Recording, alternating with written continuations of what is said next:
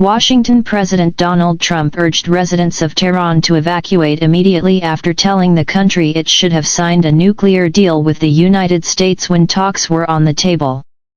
The president arrived back in Washington after leaving early the Group of Seven summit in Alberta, Canada, where he and other world leaders discussed the now 5-day-old air war between Israel and Iran. French President Emmanuel Macron told reporters Trump was returning to Washington to work on a ceasefire between the arch-enemies. Trump refuted that. Wrong. He has no idea why I am now on my way to Washington, but it certainly has nothing to do with a ceasefire. Much bigger than that, Trump wrote on his Truth Social platform early on June 17. He told reporters on his flight home that he'd be holding meetings in the White House Situation Room and that he returned to Washington, just to be a little bit, I think, more well-versed, not having to use telephones so much. Trump had said for days that Iran should make a deal. But his message became more dire as he warned the Iranian capital's roughly 10 million residents to flee in the dead of night. Iran cannot have a nuclear weapon. I said it over and over again. Everyone should immediately evacuate Tehran. He said in a post on Truth Social. The warning came as Israel stepped up attacks on Iranian cities, and the warring nations exchanged volleys of airstrikes. Here's what to know about Trump, the Iran-Israel conflict, and what might come next. Macron said Trump's early departure from the G7 was positive, a move to get Israel and Iran to agree to AU's proposed ceasefire. There is an offer that has been made, especially to have a ceasefire and to initiate broader discussions.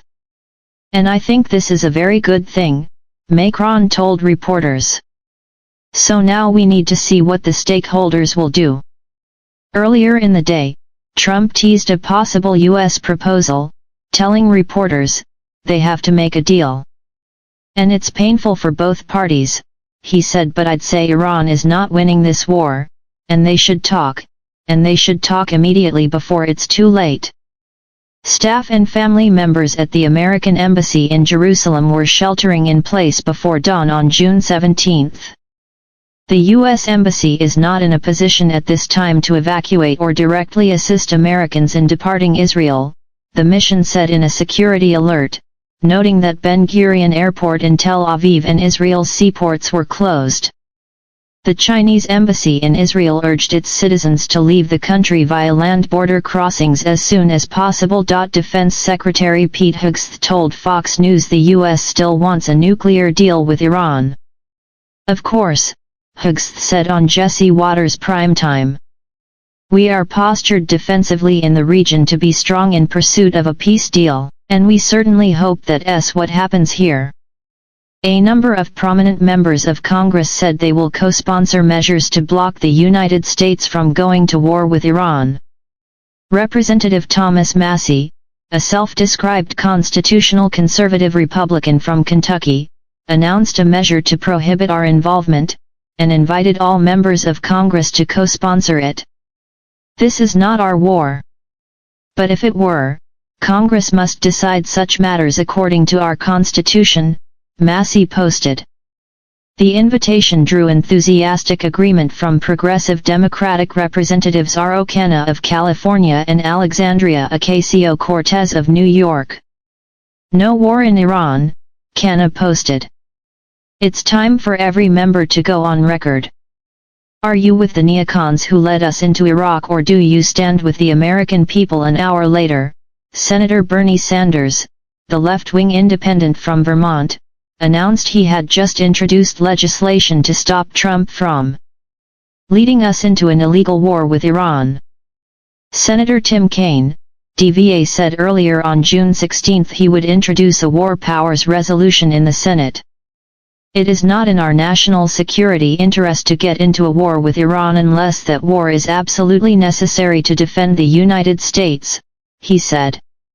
If President Trump is genuine about diplomacy and interested in stopping this war, next steps are consequential, Iran's Foreign Minister Abbas Araqi said on X, imploring Trump to intervene with Israeli Prime Minister Benjamin Netanyahu. Sources told Reuters that Tehran had asked Qatar, Saudi Arabia, and Oman to press President Donald Trump to use his influence on Netanyahu and push for an immediate ceasefire. In return, Iran would show flexibility in nuclear negotiations, said the 2 Iranian and 3 regional sources. Israel struck first on June 13. In a surprise attack, it killed top military commanders and nuclear scientists.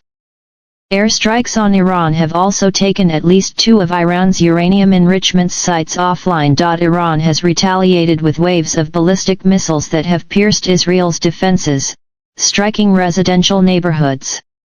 Israeli Prime Minister Benjamin Netanyahu told troops at an air base that Israel was on its way to achieving its 2 main aims, wiping out Iran's nuclear program and destroying its missiles. By midday on June 16, officials from each country said 224 Iranians and 24 Israelis had been killed in the conflict. Trump was at the Group of 7 summit in Canada when he sent his stark warning to Iran.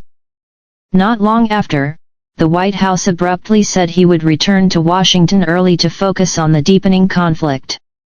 At a photo with world leaders, Trump told reporters, "I have to be back early. You probably see what I see, and I have to be back as soon as I can," the president said. Secretary of State Marco Rubio was also leaving Canada for Washington. Trump said leaders at the summit understood why he was leaving halfway through the 2-day event. Late on June 16, G7 released a statement showing support for Israel, while labeling Iran a source of instability. The statement called for peace and stability in the Middle East while emphasizing the group's opposition to a nuclear-armed Iran. The White House provided little information about Trump's expected exit from the gathering of the nation's most advanced economies, other than to indicate it was related to the situation in the Middle East. As the first day of the gathering wound down, White House Press Secretary Caroline Leavitt said in a post on X that Trump was leaving early. Much was accomplished, but because of what's going on in the Middle East, President Trump will be leaving tonight after dinner with heads of state. Trump's early departure from the summit means bilateral meetings with the leaders of Mexico and Ukraine will no longer happen. Trump's administration warned Americans not to travel to Israel earlier in the day as Iran retaliated against Israel for last week's strikes.